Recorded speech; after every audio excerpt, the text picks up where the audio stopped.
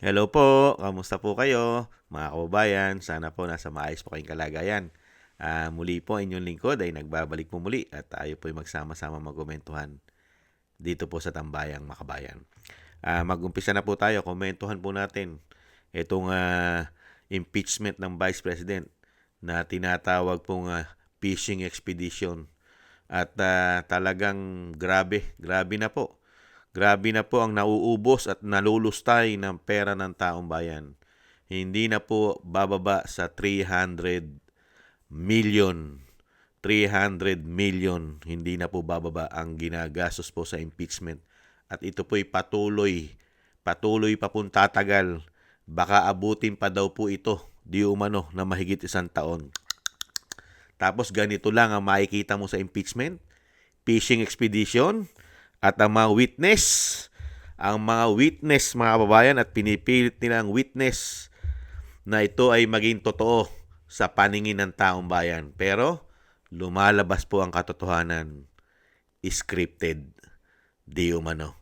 Ito po mga kababayan, umpisa na po natin pakinggan sila at panuorin po natin.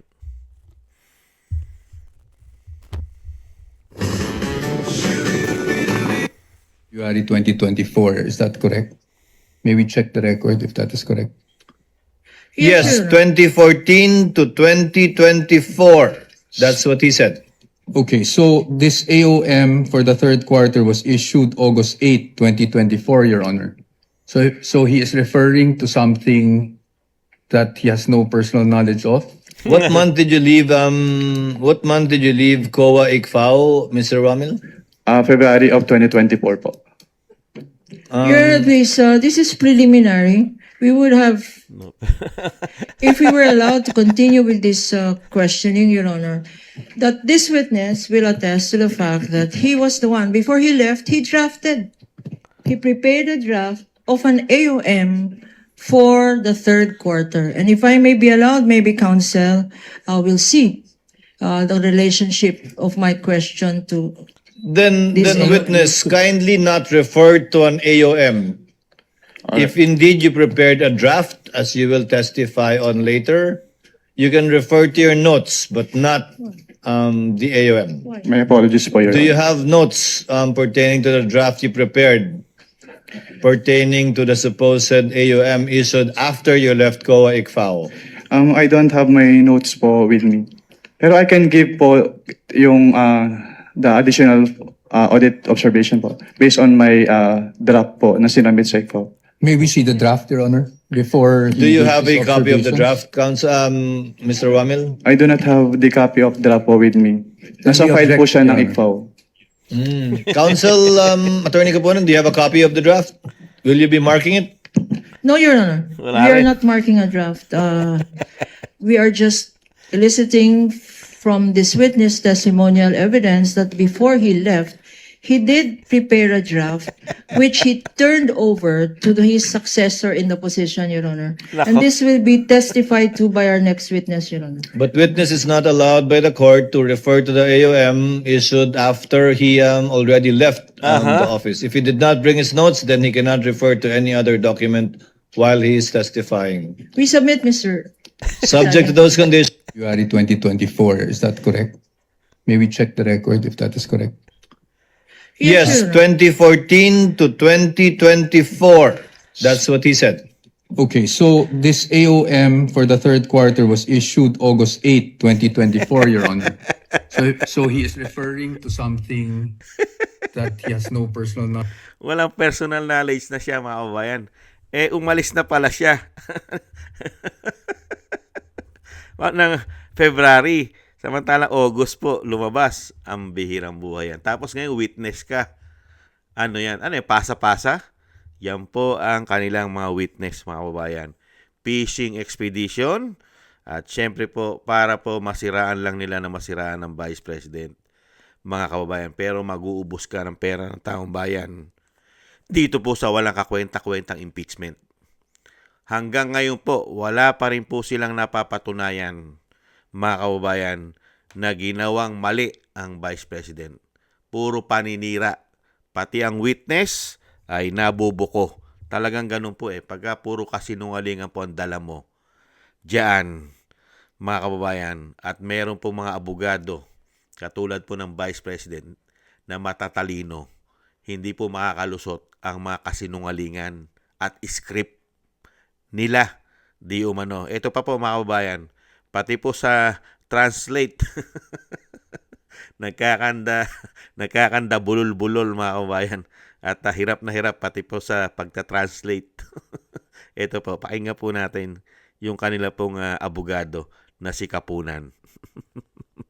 Ibang klase. Tindi ko sa irregular kaduda-duda. Tama? Kaduda-duda, irregular. The joint circular. I-translate ko na lang. Anong ibig sabihin mo? Irregular. I'm sorry. This is my last question.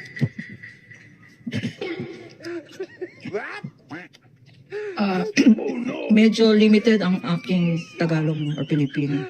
Ang pagkaintindi ko sa irregular kaduda-duda. Tama? Kaduda-duda, irregular.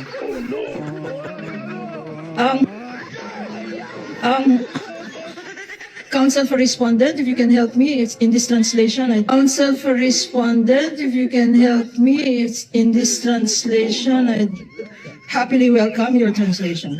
Unnecessary sa Pilipino. Unnecessary, hindi kailangan. Irregular is hindi palagi, hindi kinagawian. Hindi pangkaraniwan. Hindi pangkaraniwan. Irregular. Kasi ang Counsel alam ko, correspondent, you agree? Hindi pangkaraniwan. Yes, Your Honor, I agree. Okay.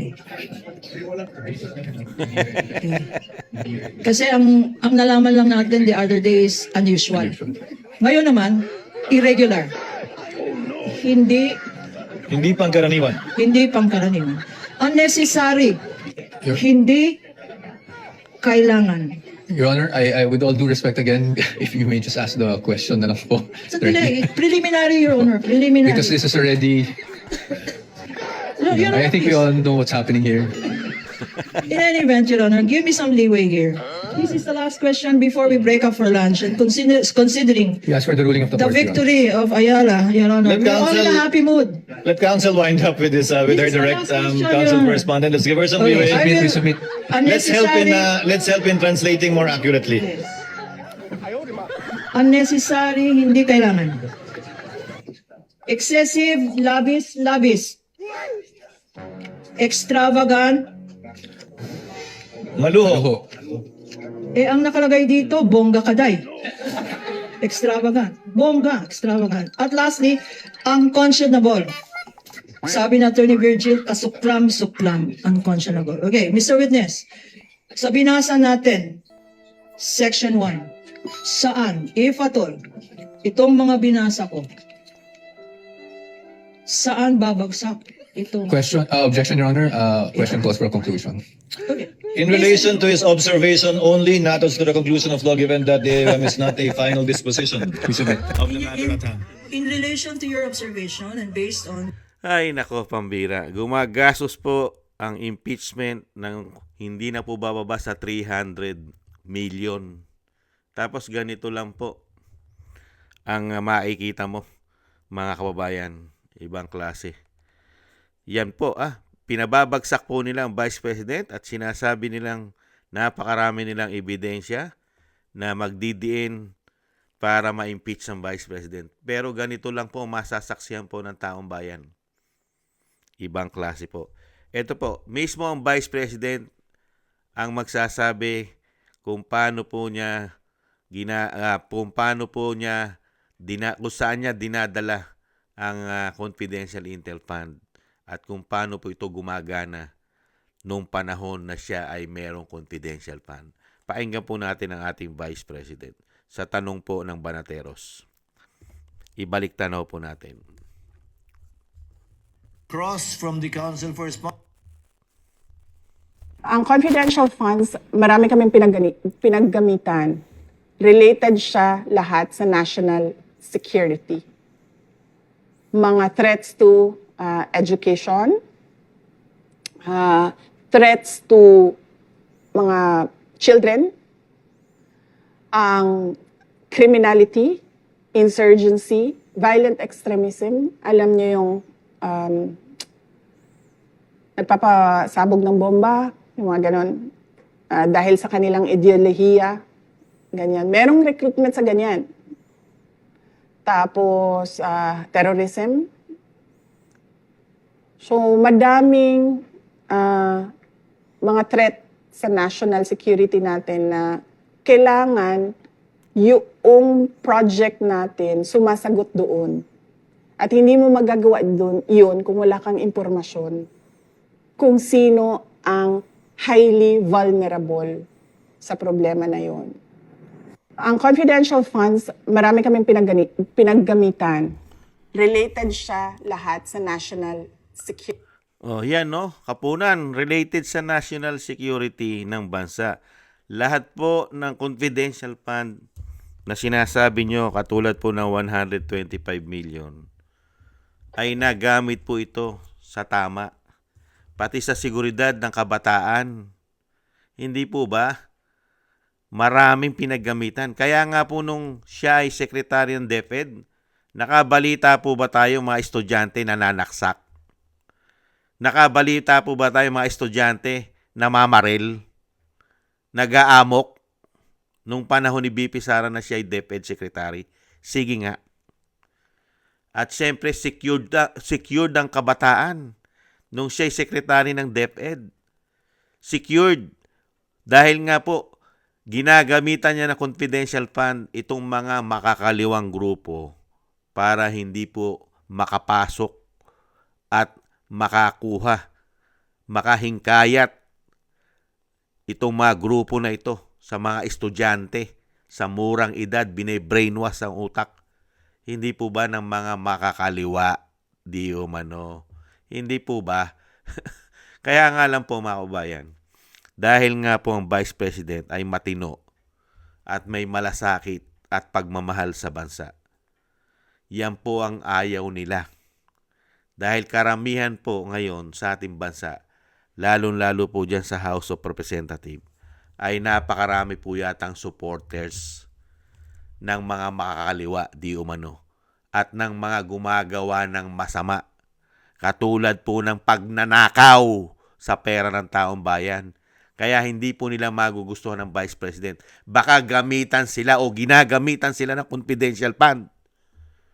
Hindi ba? Para po mahuli ang mga kawalangyat, katarantaduhan, hindi lang po ng mga terorista. Hindi po ba? Hindi lang po ng sinasabing threat ng ating bansa. Kaya po napakagaling at napakahusay po ng ginagawa ng Vice President. Hindi po ba? Kung ang Vice President, mga kababayan, ay gumagawa ng tama at pilit pinababagsak at hirap na hirap po nilang patotohanan na ang Vice President ay maraming ginagawang anomalya at sinasabi nilang mali ang paggastos nito at dapat ma-impeach at ito ay isa pang sinasabi nilang korap, mga kababayan. Masasabi mo ba ang Vice President ay korap at hindi tama ang paggamit ng confidential fund? Sige nga. Hindi naman ganun kalaki ang kanyang intel at confidential fund noong mga panahon na yon. At isa pa, di ba hinawakan niya rin yung national, yung LCAC, yung tumutugis din po sa mga makakaliwa. Hindi po ba? Naging miyembro din po siya dyan. At talagang gusto niya po kasing wakasan at tapusin na ang ginagawa po ng mahigit 50 years na ginagawa pong pahirap at pasakit sa ating bansa itong grupo na ito. Kaya nga po gustong-gusto niyang wakasan na yan.